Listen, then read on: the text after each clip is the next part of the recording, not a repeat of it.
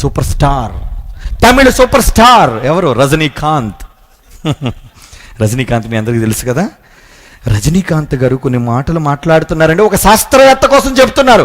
ఆ శాస్త్రవేత్త ఎవరో మీరు ఇప్పుడు చూడాలి. కిందన తెలుగులో అక్షరాలు వస్తేనే జాగ్రత్తగా చూడండి అతను ఏం మాట్లాడుతుంది, ఎందుకంటే మీలో చాలామందికి తమిళ్ రాకపోవచ్చు.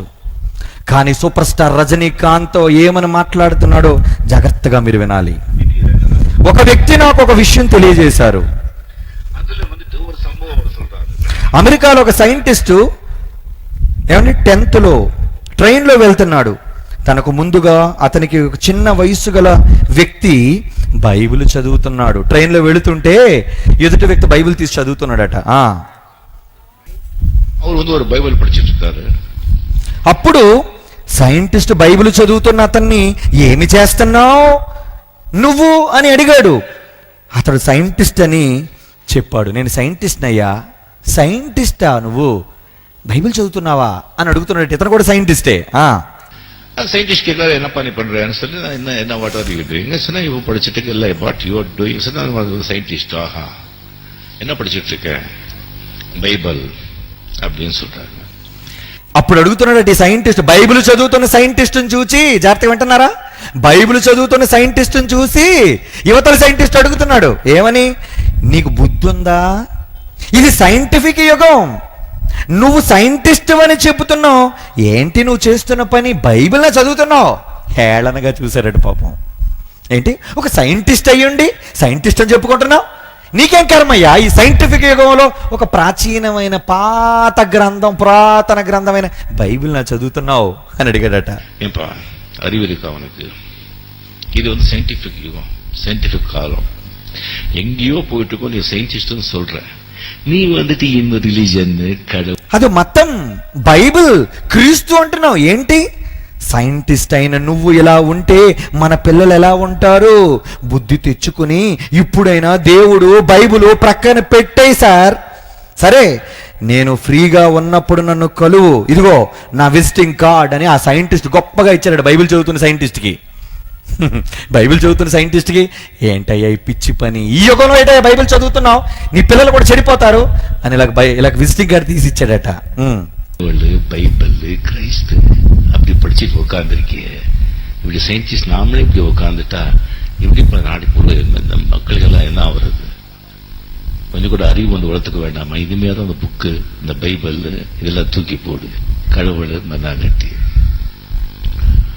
சரி சரி, நான் வந்து ஃப்ரீயா இருந்தா இந்த கார்டு நீ வந்து என்ன విజిటింగ్ కార్డు ఇచ్చాడట, பேசலாம். సరే స్టేషన్ వந்தது, ఇరిగి పోగుంది. అంతలో స్టేషన్ వచ్చింది. వెళ్ళిపోయే ముందు బైబిల్ చదివిన సైంటిస్ట్ వ్యక్తి ఉన్నాడు చూసారా, మరి నువ్వు నీ కార్డు ఇచ్చావు కదా, ఇదిగో నా కార్డు తీసుకో అని చెప్పి ఆ సైంటిస్ట్ తన జేబులో కార్డు తీసి వెళ్ళిపోతున్న సైంటిస్ట్కి ఇచ్చాడట. బైబిల్ చదువుతున్న సైంటిస్టు దిగిపోతున్న సైంటిస్ట్కి, మరి నీ కార్డు ఇచ్చావు కదయ్యా, ఇదిగో నా కార్డు కూడా ఇస్తాను, నేను సైంటిస్టే కదా, బైబిల్ చదువుతున్నాను, ఇదిగో నా కార్డు తీసుకో అని కార్డు ఇచ్చాడట. ఏం జరిగింది చూడండి, తమాషా. சரி என்கிட்ட ஒரு కార్డు இருக்குன்னு కార్డు கொடுக்குறாங்க, కార్డు పాకుறாங்க. ఇంతకీ దాని మీద ఏముందో తెలుసా అండి? Thomas Alva Edison. ఆ కార్డు ఎవరిది అనుకుంటున్నారు? ఇంతకీ ట్రైన్లో బైబిల్ చదువుతున్న శాస్త్రవేత్త ఎవరు అనుకుంటున్నారు? Thomas Alva Edison. అప్పటి వరకు మాట్లాడిన సైంటిస్టు నిర్ఘాంతపోయి, మహాప్రభు క్షమించండి, మీరా బైబిల్ చదువుతున్నారా? మీరే నాకు అపాయింట్మెంట్ ఇవ్వండి సార్ ప్లీజ్.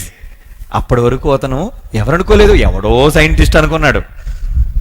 ఎవడో సైంటిస్ట్కి పిచ్చి పట్టింది, బైబిల్ చదువుతున్నాడు అనుకున్నారు. ఇంతకీ సైంటిస్ట్ పేరేంటి? కార్డు ఇచ్చిన తర్వాత చూసాడు, కార్డు ఏమనండి, Thomas Alva Edison. Thomas Alva Edison అంటే ఎవరనుకున్నారు? ఈరోజు ఈ చీకటిలో ఈ కాంతిని అనుభవిస్తున్నారే ఆ మహానుభావుడు చలవా, ఆ మహానుభావుడు ప్రయోగం ఎవరు? Thomas Alva Edison. ఎవరో తెలుసా ఆయన? క్రైస్తవుడు, శాస్త్రవేత్తే బైబిల్ చదువుతున్నప్పుడు నువ్వు చదువు బైబిల్ని చదువు. శాస్త్రవేత్త రాసిన శాస్త్రాలు చదవడం కాదు, బైబిల్ చదువు. అయ్యా ఒక్కసారి చదువు ఏముందో మతం అనుకొని పక్కన పెట్టేశావు. తర్వాత ఇంకా ఆయన చరిత్ర చూస్తే ప్రియులారా, థామస్ ఆల్వా ఎడిసన్ బల్బు కనిపెట్టడానికి స్ఫూర్తి ఏంటో తెలుసా? బైబిల్ నాకు స్ఫూర్తి అన్నాడు. బైబిల్. ఈరోజు ఈ కాంతులు 1000 బల్బులు వెలిగించారండి ఒకేసారి. 1000 బల్బులు. ఈ ప్రపంచం అంతా నిర్ఘాంతమైంది. అప్పటి వరకు గుడ్డి దీపాలు వెలిగించుకొని నూనె కొవ్వొత్తులు వెలిగించుకున్న ఈ ప్రపంచం కాంతి ఎప్పుడైతే ఫిలమెంట్తో బల్బు వెలిగిందో, వా ఎడిసన్ గొప్పవాడివయ్యా, వెలుగును తీసుకొచ్చావు మాకు, ఇక మాకు చీకటి లేదు అని సందడి పడుతుంటే, ఆ సందడి పడుతున్న ప్రపంచానికి ఒక మాట చెప్పాడు ఎడిసన్. ఏమన్నా తెలుసా? నాకు స్ఫూర్తినిచ్చింది బైబిల్. బైబిల్లో యోబు గ్రంథం తీయండి. బైబిల్లో మీ మాట ఉందో లేదో.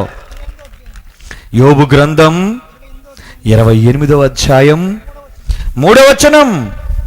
యోబు గ్రంథం 28వ అధ్యాయం 3వ వచనం చూడండి, ఏమని రాయించాడు బైబిల్లో? మనుష్యులు చీకటికి అంతము కలుగజేయుదురు, గాఢాంధకారమును మరణాంధకారములో నుండి వెతుకుతారు, ఇంకా వెతుకుతారు. చీకటికి అంతము కలుగు చేస్తారని క్రీస్తు పూర్వం 1400 సంవత్సరాలలో యోబు గ్రంథంలో వ్రాయించాడు. అంటే ఆ మాట స్ఫూర్తినిచ్చింది ఎవరికి? సైంటిస్ట్ అయిన థామస్ ఆల్వా ఎడిసన్ కి. ఆ బల్బులో పుస్తకాలు చదువుకొని మార్కులు సంపాదించుకొని డిగ్రీలు సంపాదించుకొని బ్రతుకు తెరువు చూసుకొని నువ్వు బైబిల్ ఎందుకు తప్పు చూపు చూస్తున్నావు? ఎందుకు బైబిల్ చిన్న చూపు చూస్తున్నావు? జాగ్రత్త.